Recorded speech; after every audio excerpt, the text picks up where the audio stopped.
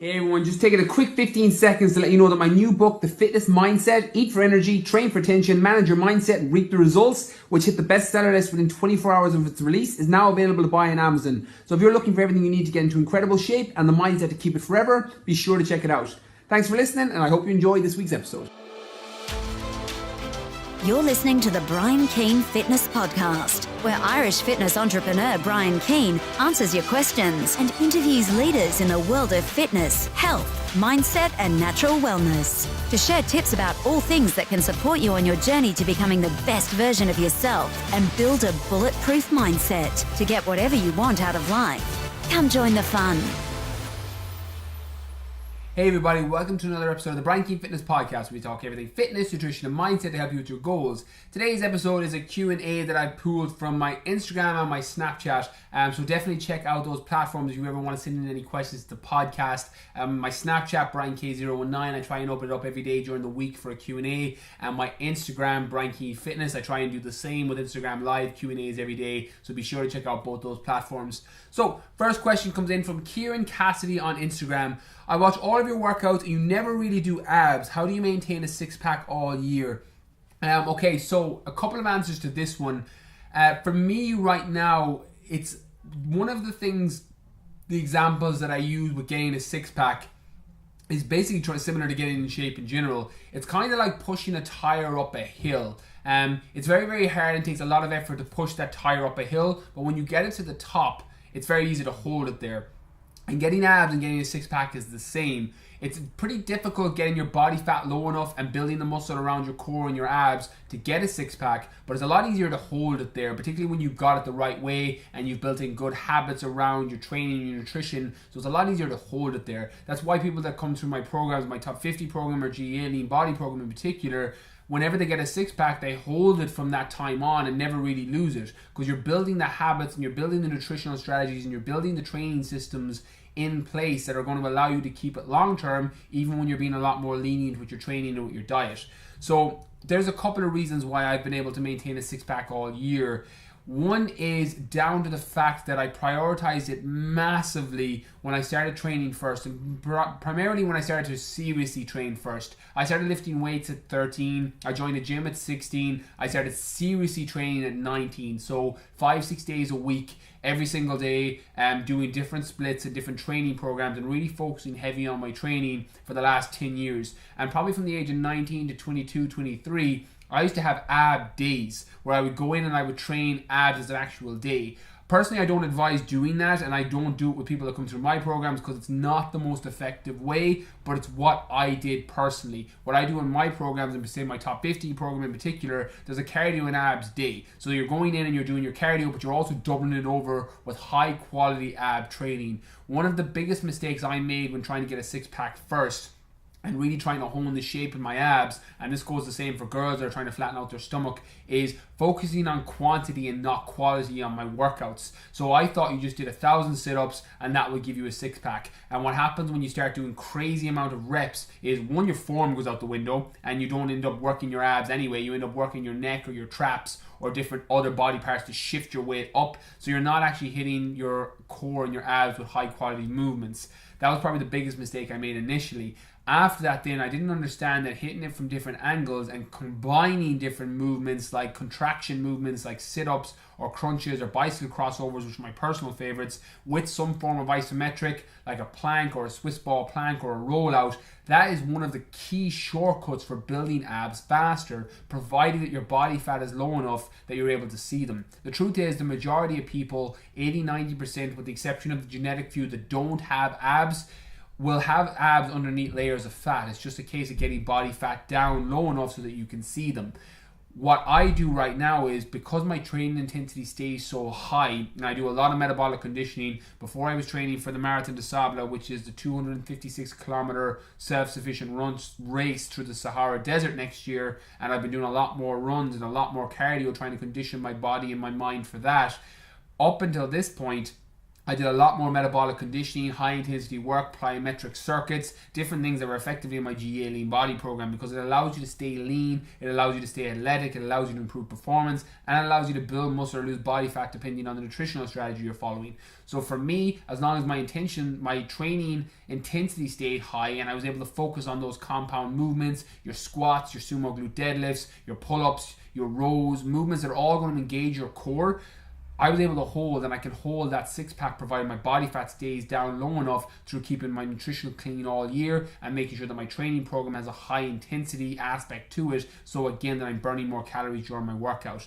In terms of doing direct ab work, I still do a little bit of it, and for those of you who are on my Snapchat, you'll see that I'll add in a lot of functional ab workouts, so Swiss ball rollouts or round the pot workout variations on a Swiss ball, or some variation of a push-up that is in a spider variation where you're bringing your knee up to your elbow, so you're getting core and ab engagement as well. I'm not just doing hundreds and hundreds of sit-ups, because that's not the most time efficient way to get your abs, in my opinion. By all means, it can work and it can give you a little bit of shape, and if your body fat's low enough, it'll definitely help chisel your abs a little bit, but it's just not the most effective dose in terms of time. So the reason I've been able to maintain it is a combination of good nutritional plan, making my training intensity high, and the fact that I have a lot of muscle maturity in my abs from years and years of doing it, and then making sure that I'm doing a little bit of compound movement, or I'm doing a little bit of Swiss ball work, or a little bit of isometric work, at times contractions and crunches, but it's just not the main focus of my training. So my advice for anyone looking to get a six-pack is look at your nutrition first, make sure your body fat is low enough around your stomach so that you can see your abs, and then after that, make sure that you're prioritizing your metabolic conditioning, your training program, your compound lifts, so you're getting your core activated, and then build in your recovery, or then build in your ab strategy on top of that. So anyone coming through my top 50 program, for example, that's really trying to build their six-pack, they're going to do a really high quality ab and cardio day on one of their training days, so that they're able to hone and shape and chisel their abs. The same as people in my GA lean body program, there's a lot of direct core work in there, because you're obviously, as an athlete, a lot of your power is coming from your glutes, your hips, and your core, so that region needs to be strong. So it nearly ends up being a byproduct that when your nutrition is good and you're a GA athlete, you end up getting a six-pack just by the fact that your training program is so intense, focusing on core work. So best advice would be, make sure the nutrition is good, make sure you have a good training program based around everything that's in your specific goals, and then prioritize building your abs and core around the different training sections that you're doing, and build it into your strategy overall. Okay, next question comes in from Charlie McPartland on Instagram. How do your programs work? Is it videos, information, etc.? I always thought I'd need someone physical to do personal training. So I'll talk through a little bit on how my programs work, and then I'll talk through the pros and the cons of working with an online trainer, working with a one-to-one trainer, or coming through a program or whatever variation, and then finding what works best for you. For me, how my programs work, and my top 50 program and my GA lean body program, my GA youth program, are very, very similar in terms of they're based around each person's specific goals. So there's different variations of the program. So if you're a GA footballer trying to build muscle and get faster, you're going to be doing a completely different program to a girl or a bikini girl who's trying to look better for a holiday and lose body fat and tone up her stomach. So your program, your training, nutritional strategy, your supplement guide is all going to be completely different based on your specific goals, and there's different variations in each program. So how mine work is you get everything that's geared towards your goal. So for example, if you are a guy looking to build muscle and lose body fat, or a girl looking to lose body fat and tone up, your training program is going to be geared towards that. Your nutritional plan is going to be geared towards that, and your supplement guide is going to be geared towards that. And then there's all video automations that you can download into your phone that you can click through, and it's going to show you a video clip of every exercise and exactly how to do it. I then have intro videos for everything, a training intro video for each version of the plan that talks you through everything in the training program, and then all the video links of every exercise that you click on through, so that you literally just take your phone with you to the gym, or your iPad with you to the gym, or your tablet, and you click through, and then after a week you're like, okay, that's exactly how I perform those movements, that's the form, that's the rep range, that's the tempo, and you have it all in front of you to download on your phone. The same as in your nutritional strategy. You've got options of following the exact nutritional strategy that's there. Everything is calculated, your calories, your macros, your spacings, your meal timings, then the shopping list and recipes that you can sub directly in, and then you have options of building it with me and my coach Emma in the Top 50 program particularly, where we build a nutritional plan with you so we find what works best for you. And the supplement guide is very, very similar. And then how effectively the program works is you're working with me and my coach Emma through the 6, 8, 12 weeks, depending on what variation of the programs you're doing.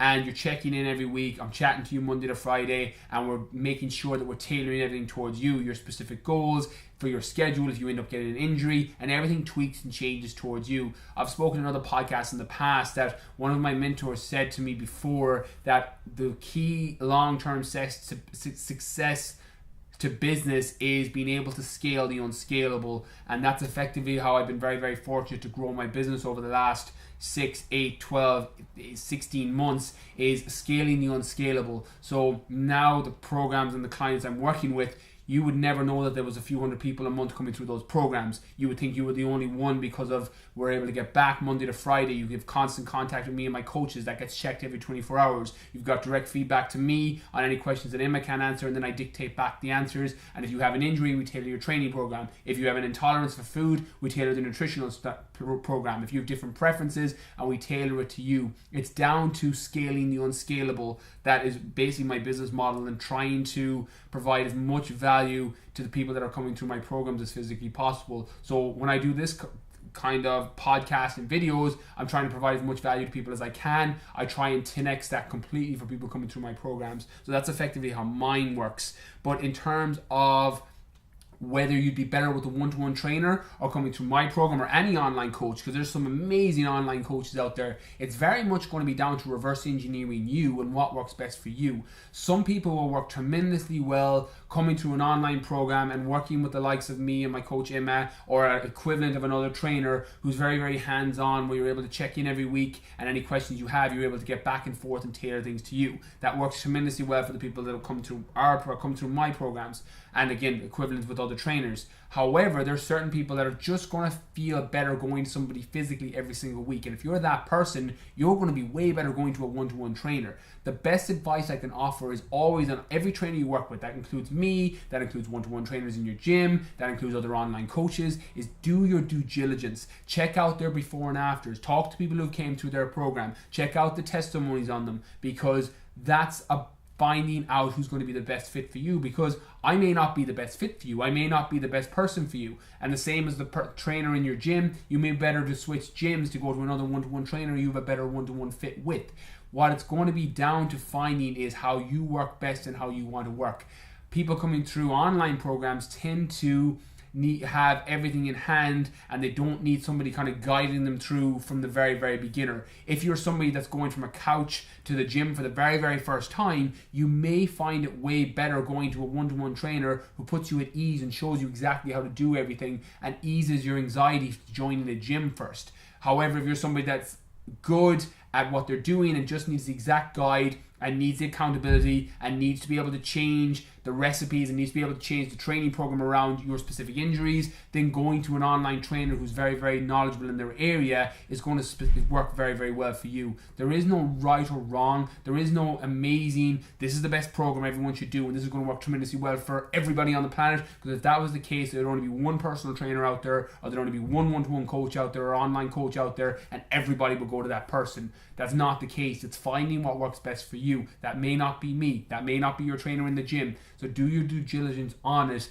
and then find out who's going to be the best fit for you. Is it going to be one of my programs? Is it going to be one of the online programs of some other influencer or fitness person or business that you follow? Is it going to be the one-to-one trainer that's in your gym? Or is it going to be the one that's in 2 cities down that you've got to travel 40 minutes to go to once or twice a week? Find out who's going to be the best fit for you and then double down with them. And then as long as you're getting results and you're moving forward, it doesn't matter what direction you get it from. Doesn't matter if you're coming through my program, doesn't matter if you're doing my free workouts, doesn't matter if you're coming through Joe Wicks or the Body Coach or Ben Coomer or Jamie Alderton or whoever's program you're on. It doesn't matter who you're coming through. If it's working for you and you're getting and becoming the best version of you and you're finding a nutrition strategy that works for you and a training program that you're responding to, then double down on that, because you've already found what what works. So do your due diligence and then find what works best for you.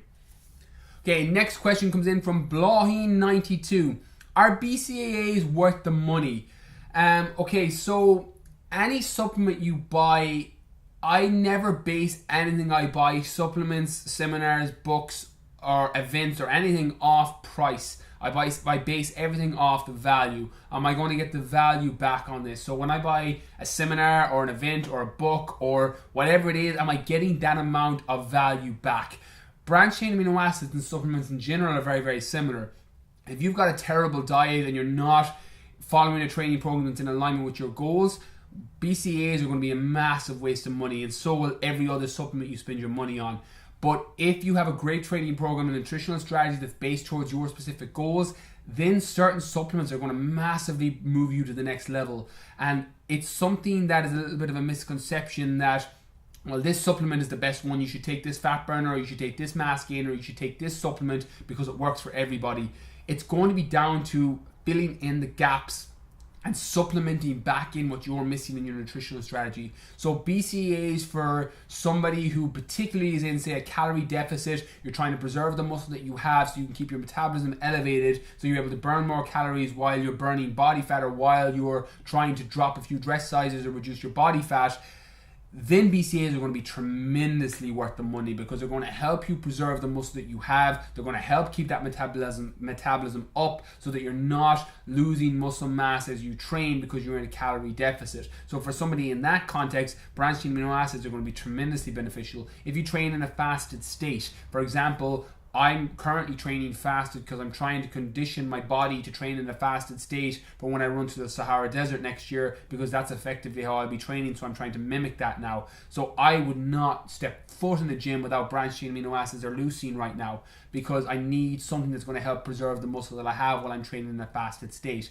However, if you're in a calorie surplus and you've got an amazing amino acid profile from the foods that you're eating, and you're eating a lot of complete proteins, all the essential amino acids that your body needs, branched chain amino acids are leucine, isoleucine, and valine. They're 3 of the essential amino acids, which means that your body can't make them by itself. You need to get them from food or supplements. If you're in a calorie surplus and you're getting all the BCAAs that you need, you're probably going to be better off spending your money on something else. Now, personally, I love the Charlie Munger quote that he says you should never argue an opinion on the opposite side unless you can argue it better than the people who hold that side.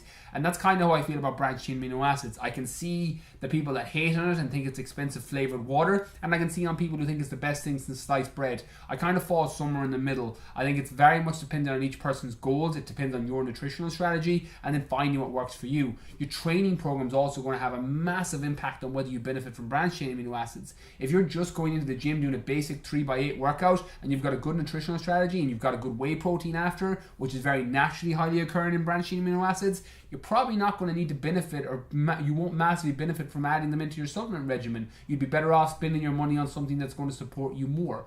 However, if you're working for a lot of tension, which is effectively how I normally train, where you're tearing a lot of fibers down during workouts, then you're going to benefit massively from having that extra leucine, which is the powerhouse amino acid, and branched chain amino acids to speed up your recovery. If you're a powerlifter going in doing your 3-4 reps and then resting for 5-6 minutes, you're probably not going to tear enough fibers down that's going to justify taking your branched chain amino acids. If you're doing a lot of finishers, on the other hand, where you're tearing fibers down through elevating your heart rate with plyometrics or kettlebells or high volume training, then again your branched chains will come back into play. So there's a lot of factors in your training program and the kind of program you're following to determine whether you're going to get the benefit from branched chain amino acids. There's no right or wrong answer. It's going to come down to the nutritional plan you're following. It's going to come down to the training program that you're on, and then deciding whether branched chain amino acids are going to be worth the money for your investment. But there is no one size fits all. If there was a one size fits all, then everyone would use branched chain amino acids, or nobody would use branched chain amino acids, and it wouldn't be a debate. So it's a case of looking at your nutrition, seeing what your protein intake is, looking at your training plan, seeing how many fibers you're tearing and how high your intensity level is, how much training you're doing, and then making the decision, are branched chain amino acids going to be worth the money? Okay, next question comes in from Shaney Fitz on Snapchat. You said you couldn't live without a good probiotic. What one do you use? So this is always a funny question that I get from people, because anytime I get asked on my Snapchat Q&As, which I try and open Monday to Friday, people will ask probably at least once or twice a month, what are the supplements you couldn't live without? And generally People think I'll say something like whey protein or a good protein powder or branched chain amino acids or creatine, and it's not. It's a probiotic or an omega-3. They're normally the two supplements that I personally wouldn't like to live without. And a probiotic is just a supplement that can help put back the good bacteria into your stomach that you may be lacking from your nutrition or from being on antibiotics. Probiotics are what you take to put the good bacteria back in from antibiotics, which can take a lot of the good bacteria out of your stomach. And one of my mentors used to always say to me that it's not about what you eat, it's about what you absorb. And I spoke in my book, The Fitness Mindset, in the nutrition section, that it's probably a combination of both. It's the foods that you eat, but it's also about what you absorb. If you eat a really good piece of chicken that has 30 grams of protein, if you're only absorbing 10 grams of that, then you're wasting 20 grams because your digestion hasn't been good. However, if your gut bacteria is good and your digestion is good, you're going to be able to absorb all the vitamins and minerals and nutrients that are in those foods, which is going to improve your energy levels, it's going to improve your body composition, it's going to make you feel so much better. So one of the reasons that I couldn't live without a probiotic or some variation of a probiotic, I also ferment kefir and different probiotics in apple juice, so I'll use that as a probiotic as well. And one of the reasons I couldn't live without it is because I always want to absorb the nutrients and vitamins and minerals from the foods that I'm eating. So if I had to choose, even over muscle building supplements or traditional fat burning supplements, I would always choose a probiotic just to make sure that the foods that I am eating are getting digested well, so that they're giving me the energy, they're giving me the recovery, they're helping repair the muscle fibers that I'm tearing down, and I'm getting all the benefits from the foods that I'm eating. The brand that I use at the minute is, I use the Super 8 Gold by Udo's Choice, or the Renew Life probiotics. But again, it's not a case of use this one, it's the best one, because different strains and different bacteria that are in different probiotics are going to give you different benefits. So it's a case of finding which one fits into your budget, which one is working very well for you, and then doubling down on that. The one piece of advice I would offer, and it's very, very similar with omega-3, they are the two supplements, probiotics and omega-3, that I say generally don't ever cheap out on, because you can get very, very, very cheap alternatives to them and you will get what you pay for. Things like branched chain amino acids, creatine, you're largely paying for brand, so I would always go with the cheapest. But with probiotics and omega-3, you're going to pay for the quality. So find one within that 20, 30, 40, 50 euro range that works well for you, that works into your budget, and then double down on using that. As I said, I use Renew Life or the Udo's Choice, but I'm not saying they're necessarily the best ones. They're just the ones I'm using currently and find them very, very good. Okay, next question comes in from Kindog Lamar. How can I give up the drink until Christmas? Okay, so this is something I know a lot of people are doing in the month of November, where they're going November, where they're giving up cigarettes or they're giving up alcohol or both, or they're giving up something until Christmas time or until at least the end of the month.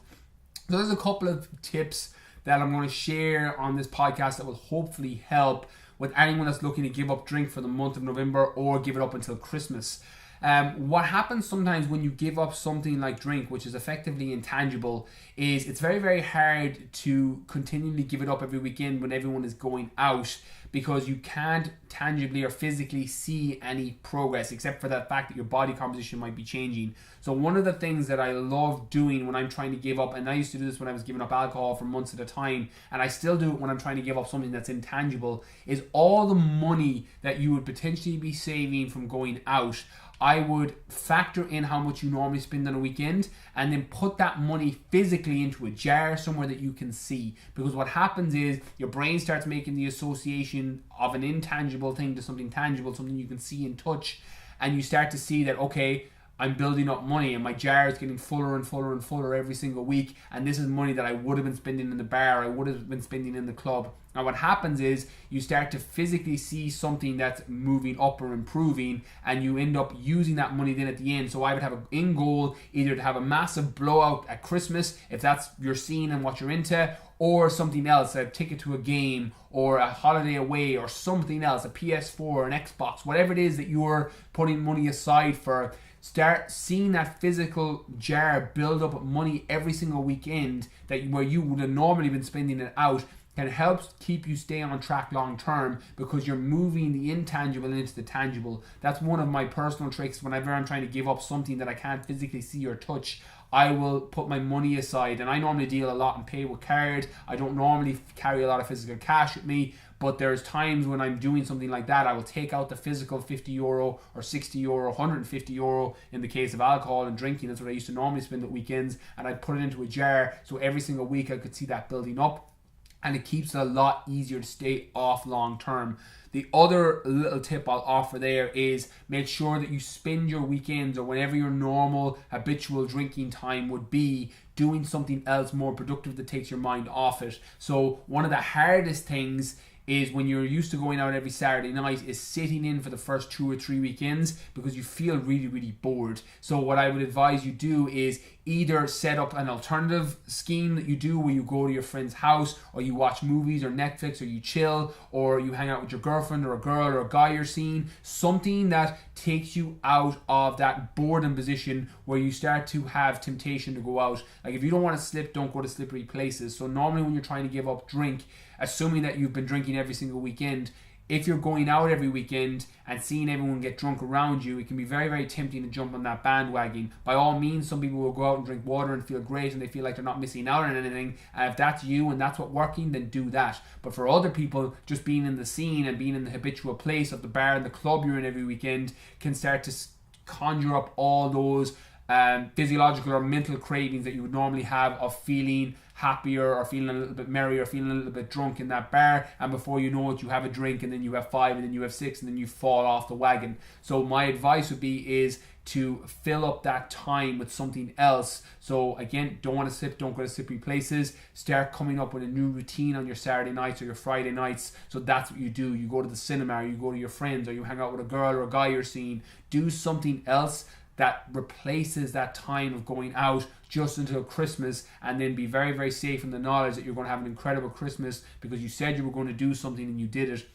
Confidence comes in all areas of life from setting a goal or saying you're going to do something and then following through and doing it. Step by step you get ahead. Day by day you get ahead. Weekend by weekend you get ahead. It's not about focusing till Christmas, because when you focus so heavy on the end goal of, oh my god, I've got another 6 weeks or 7 weeks or 5 weeks or 3 weeks, it can be too daunting. Whereas if you just go, right, I'm just not going out this weekend, and you take it every single weekend as you go along, and that's the same for everything. That's the same for workouts, that's the same for meals, that's the same for jobs or building a career or building a life or relationship. It's step by step, rep by rep, weekend by weekend. You chunk it down to make tasks a lot easier to follow through on than just focusing on the big picture. And then when you use those strategies like having your tangible money jar or replacing the habit by spending time or doing something else on the time you'd normally be going out, and then just taking it every single weekend, then that's how you set yourself up for long-term success in all areas of life, but particularly if it's just on giving up drink until Christmas.